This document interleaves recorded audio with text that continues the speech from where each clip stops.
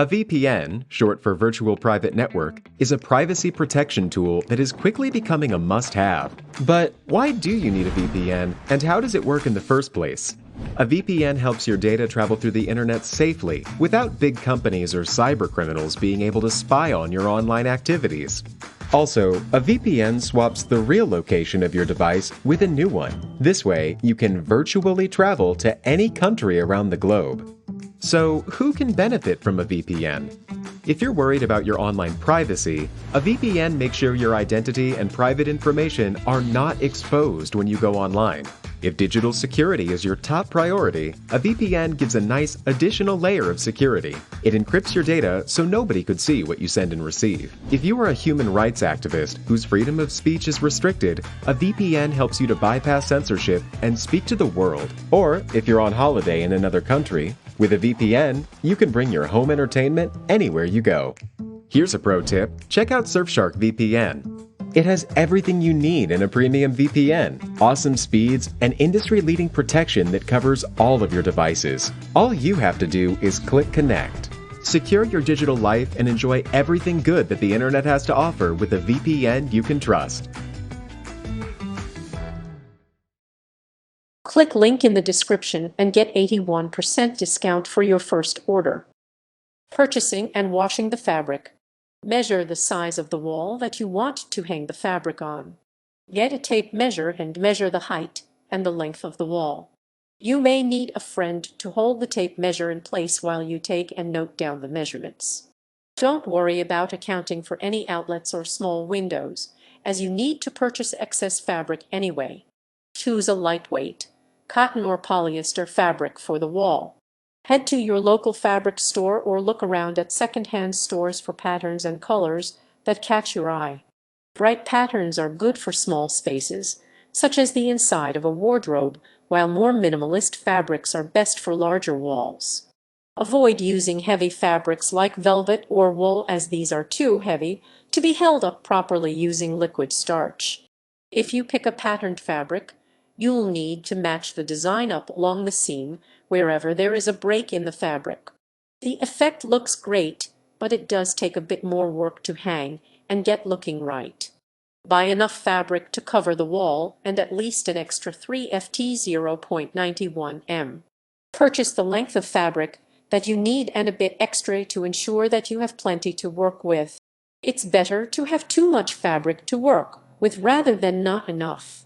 Fabric tends to be sold in yards or meters and is 40-50 in 100-130 cm wide. Wash the fabric in a cold water cycle. Place the fabric into the washing machine and set the water temperature to cool. Then add a mild detergent and start the cycle. Remove the fabric from the machine as soon as the wash cycle is done. It's important to wash the fabric before you begin because it may shrink very slightly. Wait until the fabric is completely dry before you start working. Once the fabric is clean, it's important that it's fully dry before you begin hanging it. Place the fabric in a clothes dryer and use a low heat setting. Alternatively, hang the fabric on a clothesline in a well-ventilated spot and wait for it to dry. Don't worry if the fabric is slightly wrinkled when it's dry, as you will smooth it out later. If there are any large creases, iron the fabric before you continue. Positioning and cutting the fabric. Position the fabric against the wall. Get a step ladder and hold the fabric up against the corner of the wall so that it runs vertically toward the floor. Try to get the fabric hanging straight along the corner and the wall trim. Let the fabric overlap along the wall trim and down the corner by 2 and 2.55.1 cm so that there is excess which you can trim away later. It can be helpful to have your friend hold the fabric up while you take a few steps back to check that it is positioned correctly. Use masking tape to attach the fabric to the wall. Fold the top edge of the fabric under so that the cut edge isn't exposed. Then use the masking tape to tape over the top of the fabric and to attach it to the trim.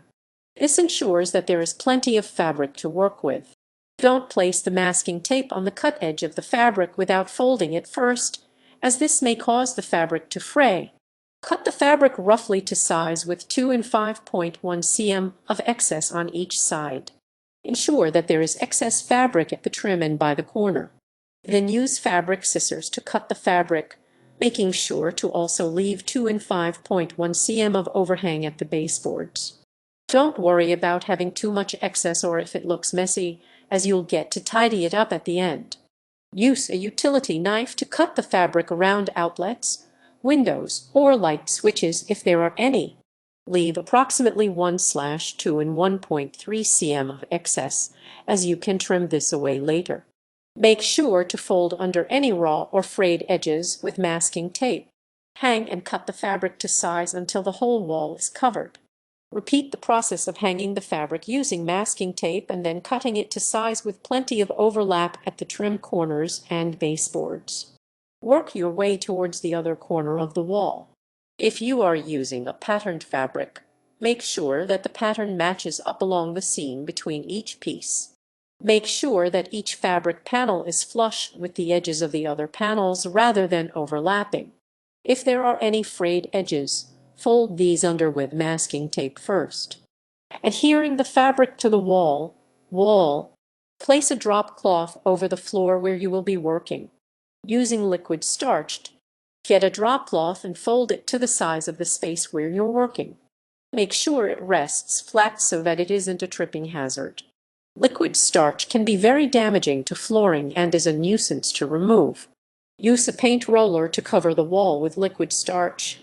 Pour the liquid starch into a paint tray and run the roller through to cover it in the liquid starch.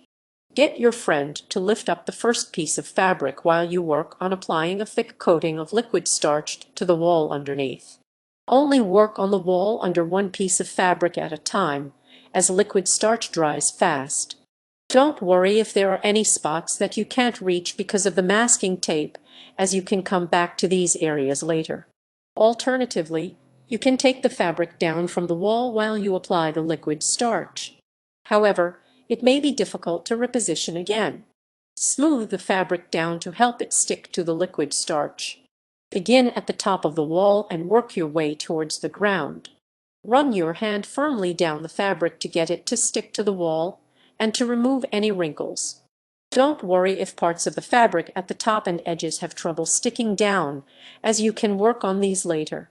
Simply add more liquid starch if it dries before you get a chance to stick the fabric down. Cover the top of the fabric with liquid starch and then apply the other panels. Use the paint roller and the paint tray to coat the fabric with liquid starch. Use plenty of liquid starch and try to saturate the surface. This ensures that the fabric will stay in place. Then move on to applying the liquid starch both underneath and over each subsequent panel. Aim to use enough liquid starch so that it soaks through the fabric and onto the wall. Let the fabric dry for approximately 24 hours. You need to wait until all of the liquid starch has dried before you continue working on the wall. Run your hand over the fabric to check if it's dry. Keep the windows open if possible, or turn on a fan to help speed up the process.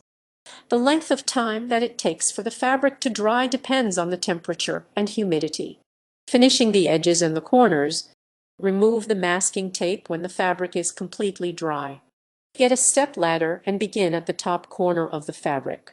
Gently peel off the masking tape and unfold the edges of the fabric. Work your way over the whole wall until all of the masking tape is gone. Add liquid starch to any loose areas with a paintbrush. Some areas around the trim, corners, and baseboards of the wall may have loose fabric. Apply the liquid starch in the same way to make the fabric stick down fully. Remember to smooth it out in between each coat of liquid starch to prevent wrinkles. Trim the excess fabric away with a utility knife when it's dry. Wait for all of the additional liquid starch to dry again before you begin trimming the fabric. Run the utility knife along each straight edge of the wall, such as the trim, the corner, and the baseboards, to cut away the excess fabric. It's important to wait until the fabric is fully dry before cutting it, as sometimes it can shrink slightly when the liquid starch is added. Soak the fabric with warm water when you want to remove it. Fill up a bucket with warm water and get a clean sponge. Saturate the sponge in the water and then wring it out slightly. Begin at the top of the wall and use the sponge to wipe the fabric. It will easily peel away. The pre-existing finish underneath the fabric won't be harmed at all. You can use the fabric again by simply washing it with laundry detergent in the washing machine and then letting it dry on a clothesline.